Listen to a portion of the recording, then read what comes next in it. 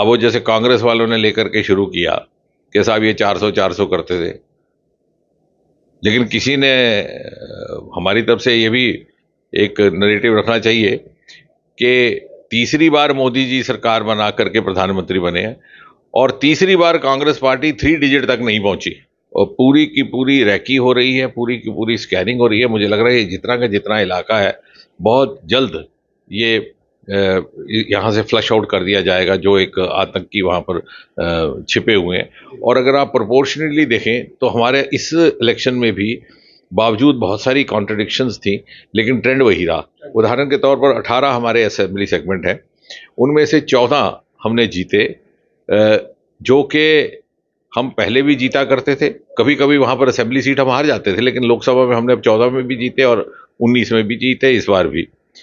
PMO में राज्य मंत्री डॉक्टर जितेंद्र सिंह आज जम्मू में है और इस समय हमारे साथ मौजूद है। आइए उनसे आज के बारे में कुछ बातचीत करते हैं। डॉक्टर साहब, आपका बहुत बहुत स्वागत है और जीत की बहुत बहुत शुभकामनाएं। बहुत बहुत धन्यवाद आपका। डॉक्टर साहब, आप जीतकर तीसरी बार एमपी बने हैं और आज जम्मू में है और मैंने देखा बहुत सारे डेलीगेशन आपसे मिलने के लिए आए हैं। कैसा रिस्पॉन्स है आम लोगों का आपके प्रति? नहीं, हमने ये कई वर्षों से इस तरह की एक पद्धति का पालन करते हैं कि जो हमारे कॉन्स्टिट्यूएंसी के दूर दराज के क्षेत्रों के पंच सरपंच जो निचले दर्जे के हमारे प्रतिनिधि हैं, उनको या हम जम्मू अपने कार्यालय में आमंत्रित कर लेते हैं या फिर कभी कभी दिल्ली भी उनको व्यवस्था करके वहाँ बुलाया जाता है। उनके साथ प्रीत भोज होता है, उनकी बातें सुनने का कुछ इनपुट्स भी हासिल होती हैं और कुछ किस प्रकार से क्षेत्र में कामकाज चल रहा है उसके विषय में भी कुछ जानकारी प्राप्त होती है।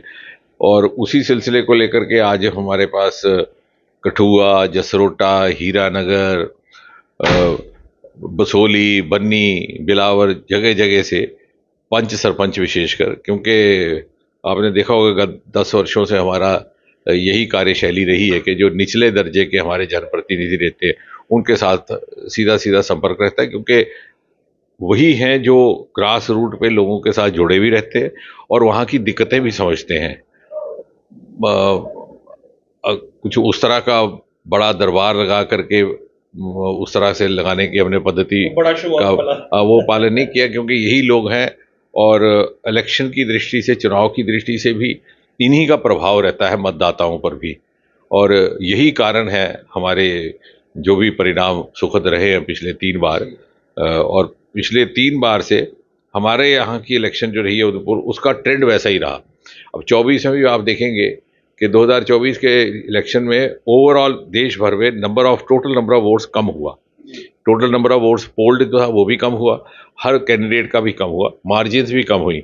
और अगर आप प्रोपोर्शनली देखें तो हमारे इस इलेक्शन में भी बावजूद बहुत सारी कॉन्ट्रडिक्शंस थी, लेकिन ट्रेंड वही रहा। उदाहरण के तौर पर 18 हमारे असेंबली सेगमेंट हैं, उनमें से 14 हमने जीते, जो कि हम पहले भी जीता करते थे। कभी कभी वहां पर असेंबली सीट हम हार जाते थे, लेकिन लोकसभा में हमने अब 14 में भी जीते और 19 में भी जीते, इस बार भी। 4 हमारे ऐसे सेगमेंट्स थे जहां हम हर बार पीछे रहते थे और कुछ वहाँ जाति और समीकरण इस प्रकार का है और समुदाय समीकरण इस प्रकार का है। उन 4 में भी हमें उतनी लीड से पिछाड़ नहीं मिली इस बार जैसे पहले हुआ करती। उदाहरण के तौर पर इंदरवाल, जो पूरी तरह से कभी भी बीजेपी के साथ नहीं चलता था, इस बार हमें 17-18 हज़ार से ही पीछे रहना पड़ा। हमने तो सोचा शायद 50, बनिहाल में भी 18-20 हज़ार, हमने तो सोचा था कि कम से कम 50 हज़ार से वहाँ पर हमें पीछे रहना होगा। भद्रवा, जहाँ हमें 14 में भी हम पीछे रहे, 19 में पीछे रहे, इस बार मात्र 600-700 वोट से हम पीछे रहे। इसी प्रकार डोडा भी 15-18। तो ये 4 कॉन्स्टिट्यूंसी जिन्हें हमें, जो हमारी अपेक्षा थी उसी के अनुसार पूरा ये ट्रेंड रहा है और मार्जिन भी उसी प्रकार की, अगर आप देखें कंट्री वाइड जो ट्रेंड था। तो इसके लिए मतदाताओं का तो धन्यवाद करना ही है मुझे। सबसे पहले तो खैर पार्टी नेतृत्व का कि जिन्होंने एक बार पुनः विश्वास करके हमें दांव पे लगाया, मतदाताओं का, और सबसे अधिक अपने ज़मीनी जो हमारे प्रतिनिधि हैं। आज भी आपने देखा यहाँ जितनी भीड़ थी, लगभग हजारों की संख्या में लोग थे, ये सभी पंच, सरपंच, बीडीसी, डीडीसी उस तरह के थे। इनके साथ उठने बैठने से एक हमारा भी संपर्क बना रहता है और यही माध्यम भी बनते हैं आगे चुनावी रणनीति के। असेंबली के इलेक्शंस भी ऑन द कार्ड्स हैं। क्या लगता है आपको कि कितना ज्यादा मजबूत इस समय बीजेपी ऑन ग्राउंड है, कि अगर इलेक्शन होते हैं तो एक अच्छी पोजीशन में बीजेपी है? ये मुझे लगता है कि कोई थोड़ी एक चुनावी रणनीति बनाने की आवश्यकता है, और जिसके ऊपर विचार भी होगा, और जब रणनीति बन जाएगी तो ऐसी कोई दिक्कत नहीं है, क्योंकि बहुत सारे हमारे ऐसे सेगमेंट्स हैं, समुदाय हैं जो प्राकृतिक तौर पर, नेचुरल तौर पर भारतीय जनता पार्टी के साथ जुड़े हैं।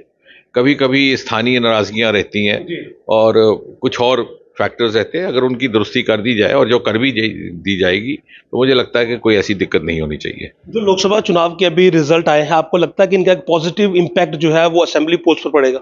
नहीं, निश्चय ही पड़ेगा। और हुआ क्या है कि सोशल मीडिया के ज़माने में कई बार कोई नैरेटिव ज़्यादा उठ खड़ा होता है।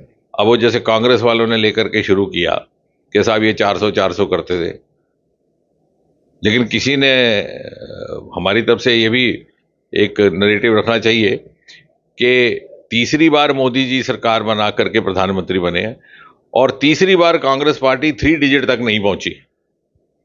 अगर यही नैरेटिव खड़ा कर दिया जाए तो सारा नैरेटिव ध्वस्त हो जाता है। वो आज भी 2 फिगर में ही है, तो डबल डिजिट से 3 बार चल रहे हैं। तो इतनी बड़ी पार्टी जो अपने आप को सबसे बड़ी पुरानी पार्टी कहती है, उसके लिए मैं नहीं समझता कि ये कोई बहुत बड़ी गर्वान्वित होने वाली बात है, जिस तरह से वो अपनी जीत की प्रोजेक्शन या अपने जो सीटें मिली हैं उसकी प्रोजेक्शन कर रहे हैं। आप हर एक पहलू पर आपकी नजर रहती है। इस समय अगर सिक्योरिटी की मैं बात करूं तो थोड़ा सा सिक्योरिटी सिनेरियो इस समय फ्रेजाइल है। क्या लगता है आपको कि आने वाले दिनों में सिक्योरिटी सिनेरियो में इंप्रूवमेंट होगा और इलेक्शन के लिए कंड्यूसिव एटमॉस्फेयर होगा यहाँ पर? सिक्योरिटी सिनेरियो निश्चय ही आने वाले दिनों में बहुत जल्द पूरी तरह से नियंत्रण में आ जाएगा। जिस प्रकार से भारत सरकार की ओर से, गृह मंत्रालय की ओर से भरपूर संजीदगी के साथ, फोकस ढंग से, अब ये सच है कि पिछले दिनों में कुछ दुखद इस प्रकार की घटनाएं हुई। मेला गांव में हमारे कार्यकर्ता की हत्या भी हुई, उसका सारा परिवार भी यहाँ था, उनकी लिए व्यवस्था करने की योजना बनानी थी, इसलिए उनके साथ भी बैठना था, मैं स्वयं भी वहाँ गया था। लेकिन उसके उपरांत जिस प्रकार से ज्वाइंट कार्रवाई शुरू हुई है और पूरी की पूरी रैकी हो रही है, पूरी की पूरी स्कैनिंग हो रही है, मुझे लग रहा है जितना का जितना इलाका है बहुत जल्द ये यहाँ से फ्लश आउट कर दिया जाएगा, जो एक आतंकी वहाँ पर छिपे हुए हैं। और अब टेक्नोलॉजी का भी भरपूर इस्तेमाल किया जा रहा है।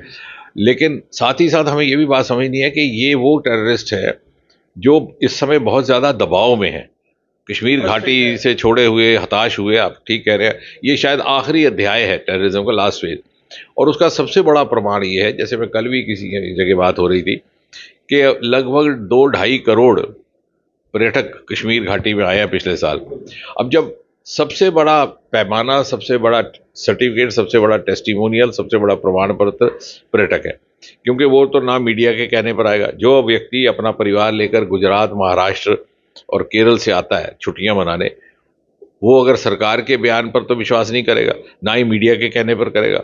वो ज़रूर टेलीफोन लगाएगा अपने किसी साथी को, किसी मित्र को, किसी अपने कुलीग को, ये पूछेगा कि भाई साहब मैं घाटी में आ रहा हूँ लेकर के परिवार, बच्चों को, वहाँ कैसा माहौल है। तो जब उसे व्यक्तिगत तसल्ली हो जाएगी तभी वो परिवार को, तो वहाँ ऐसा माहौल बन गया कि होम स्टे तक की गुंजाइश नहीं रही। और इसी प्रकार अमरनाथ की यात्रा आप देख रहे हैं, 2 ही 3 दिन में वो 1 लाख का आंकड़ा पार कर रही है। और सब वर्ल्ड हाईएस्ट रेलवे ब्रिज पर से ट्रेन का सफल ट्रायल हुआ है, क्या कहना चाहेंगे आप? बहुत ही गर्वान्वित होने वाली बात है। सबसे पहले तो मैं ये कहूँगा कि इसके पीछे, क्योंकि अक्सर ये मीडिया में उस समय आने लगा जब ये हाईएस्ट ब्रिज के तौर पर, लेकिन इसके पीछे जो प्रयास हुआ है उसके लिए हमारे सारी टीम ने, सारे कार्यकर्ताओं ने बहुत अधिक मेहनत की। हुआ ये था कि सन 2013 के लगभग, 14 के लगभग ही काम रुक गया था, कुछ अलाइनमेंट का झगड़ा आया।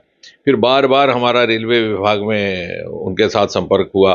फिर उस समय के तत्कालीन रेल मंत्री सुरेश प्रभु थे, 2-3 बार उन्हें यहाँ लाया गया। कुछ एक विशेषज्ञों की तरफ से कहना था कि इतनी ऊंचाई पर हम ट्रैक नहीं ले जा सकते। फिर अलाइनमेंट बदली गई और फिर आखिरकार जब हाईएस्ट रेल ब्रिज का नक्शा बना तो सबसे पहले हम जब कहा करते थे लोगों से तो कोई विश्वास नहीं करता था। और ये एक बड़ी हंसमुख बात है, ये जब 2015-16 में जब इसकी मंजूरी मिल गई तो इत्तेफाक से दिल्ली में मुझे फ्रांस का एक अखबार है, उसका दफ्तर है दिल्ली में, तो उनकी एक ब्यूरो हेड, एक मोहतरमा, वो किसी काम से मिलने आई। तो मैंने उनसे कहा कि I believe world's highest monument is in your country. बोले हाँ ऑफ कोर्स एलिफिल टावर। तो मैंने कहा आप हमारे इलाके में आइए, वहाँ उससे भी ऊंचा बन रहा है। तो उन्हें विश्वास नहीं हुआ, तो हमने कहा वो 35 मीटर ऊपर है।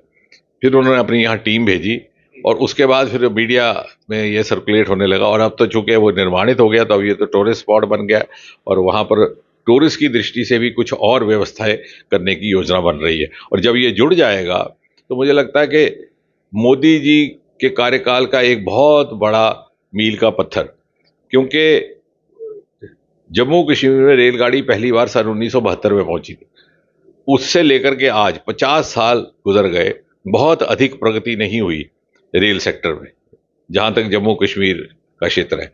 आज पहली बार कश्मीर घाटी को शेष हिंदुस्तान से जोड़ने का एक काम हो रहा है, जो कभी किसी ने सोचा नहीं था, कभी किसी ने कल्पना नहीं की थी, यहां तक कि किसी ने मांग भी नहीं की, ये सोच करके ये तो कभी होगा ही नहीं। तो एक अभूतपूर्व कार्य, और इसका नतीजा ये होगा कि यहां से एक्सप्रेस कॉरिडोर, वहां से कश्मीर घाटी के लिए रेल, और वहां से मल्टीपल एयर फ्लाइट्स और इंटरनेशनल एयरपोर्ट्स बन रहे हैं।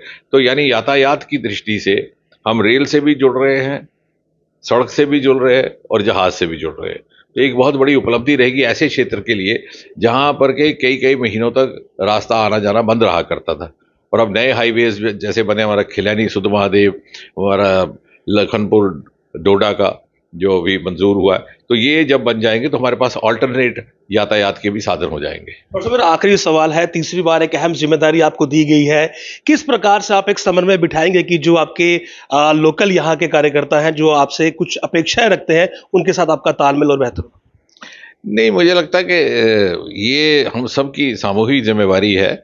हम एक संगठन के कार्यकर्ता है। सबसे पहले ये बात समझनी आवश्यक है कि भारतीय जनता पार्टी और इसका जो संगठन है मूल, उसमें हर सदस्य सदा कार्य करता रहता है, उसमें एंटाइटलमेंट का नहीं रहता, उसमें ये नहीं रहता कि कौन किस पद पर है, उसमें से केवल दायित्व बदलता है। लेकिन जब सेंस ऑफ एंटाइटलमेंट आ जाती है तो फिर ये थोड़ी अपनी ही जहनियत की दिक्कतें आती हैं। लेकिन आखिरकार जो इस पार्टी के मूल मंत्र को समझता है, वो अपने आप को उसमें ढालने में सफल भी हो जाता है, और उसके पास उस तरह से अपने आप को ढालने के सिवाय कोई और विकल्प भी नहीं रहता। तो मुझे लगता है कि कुल मिलाकर के हमारे कार्यकर्ता बड़े मासूम भी हैं, सीधे भी हैं। यदि किसी को मनमुटाव नाराजगी होगी भी तो इस तरह की होगी कि साहब मेरी नमस्ते का जवाब ठीक तरह से नहीं हुआ, या दूसरे भाई साहब को हाथ जोड़ के कर दिया, इनको बहुत ज़्यादा मुझे लगता है कि कई और क्षेत्रों की, कई देश के भिन्न भिन्न क्षेत्रों में मुझे काम करने का अवसर रहा है, संगठन की दृष्टि से, पार्टी की दृष्टि से भी, प्रभारी के तौर पर भी। तो यहाँ पर हमारे कार्यकर्ता काफ़ी सरल मिजाज के हैं, उनकी नाराजगियाँ भी सरल हैं। मैं कार्यकर्ता को मैं सुन रहा था, ही सेड कि मैं कहीं गया, वहाँ लोगों ने कहा डॉक्टर साहब नहीं मिले पर सड़क मिली। नहीं, इसमें तो कोई शक नहीं है कि उधमपुर, कठुआ, डोडा लोकसभा कॉन्स्टिट्यूंसी में पिछले 10 वर्षों में जितने काम हुए हैं, मैं तो ये कहूँगा कि कभी कोई इसका शोध करे, किसी और कॉन्स्टिट्यूंसी में इतना नहीं हुआ। बल्कि इसकी मिसाल देकर के ईर्ष्या भी की जाती है और शिकायत भी की जाती है केंद्र में कि साहब 3-3 मेडिकल कॉलेज आपने एक एमपी को कैसे दे दिए, आपने 3-3 नए नेशनल हाईवे कैसे दे दिए, और हमने सुध महादेव खिलैनी से बनाया नेशनल हाईवे। तो मेरा जो अपना गाँव था कलोता, वो छूट रहा था क्योंकि अलाइनमेंट नहीं आता था, तो हमने उसके लिए एक अलग प्रोजेक्ट 13.5 करोड़ का बना उसको जोड़ने के लिए। तो बोले साहब ये एक ही कॉन्स्टिट्यूंसी में सब काम क्यों हो रहे हैं। लेकिन मुझे आभार प्रकट करना है प्रधानमंत्री मोदी जी का, उनकी सरकार का, जो भी हमने मांग रखी, जो भी सुझाव रखा वो पूरा हुआ। और ऐसे ऐसे कार्य जिनकी लोगों ने कभी मांग नहीं की थी, जैसे, और शायद उसकी कल्पना नहीं थी, उसका तस्वुर नहीं था, कॉन्सेप्ट नहीं था, जैसे इंडस्ट्रियल बायोटेक पार्क, उत्तर भारत का ये सबसे पहला पार्क है। और दूसरा, शायद उससे भी हमारे मतदाताओं का समर्थन मिलने में हमें किसी हद तक सफलता मिली कि हमने कभी ये नहीं सोचा कि कहाँ से ज़्यादा वोट मिला है वहाँ ज़्यादा काम करना है। अगर हमने डिग्री कॉलेज कास्तीगढ़ में बनाया जहाँ बीजेपी को वोट मिलता डोडा के, तो किस डिग्री कॉलेज मरम्मत के लिए भी मंजूर हुआ, हालांकि अभी वहाँ शुरू नहीं हुआ है, तो जहाँ से हमें नहीं मिलता था। कीड़िया गड़ियाल में मात्र 1.5 पंचायत है, 1,500 वोट है, 70 साल से किसी सरकार ने नहीं बनाया। एक विडंबना थी कि लोग घूम के जाते थे कठुआ से पठानकोट फिर वापस, इतनी असुविधा थी। लेकिन जो भी वहां पे एमपी बनते सोचते थे कि साहब 1,000 वोट है, मिले ना मिले क्या मिलेगा, और फिर 150 करोड़ का पुल बनाना, लेकिन हमारी जब हम विपक्ष में थे तब भी हमारी ये थी कि भाई ये विडंबना है, उसको पूरा किया गया। तो कहने का तात्पर्य ये कि जैसे मोदी जी ने सिखाया कि जहां जिस चीज़ की आवश्यकता है उसकी पूर्ति करनी, वोट बैंक की राजनीति से ऊपर उठ करके, और फिर लोगों के विवेक पर फैसला छोड़ना।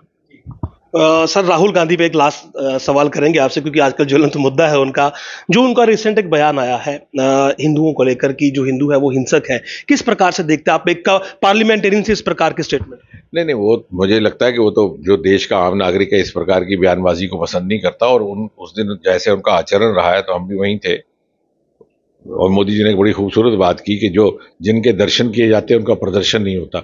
तो ये देवी देवता, ये परमात्मा के भिन्न भिन्न उसके प्रतीक जिनकी पूजा की जाती है, उनका तमाशा नहीं किया जाता। तो जिस तरह से वो तस्वीर उठाते थे, फिर बात करते करते ऐसे पटकते थे, फिर इस तरह से करते थे, मुझे नहीं लगता कि देश का आम नागरिक इन बातों से प्रभावित होता है, बल्कि वो इन बातों से नाराज भी होता है। भले ही वो कहे कि ना कहे, वो जब उसको अपनी बात का इजहार करने का मौका मिलता है बैलेट बॉक्स में, उस समय करता है। बहुत बहुत शुक्रिया आपका।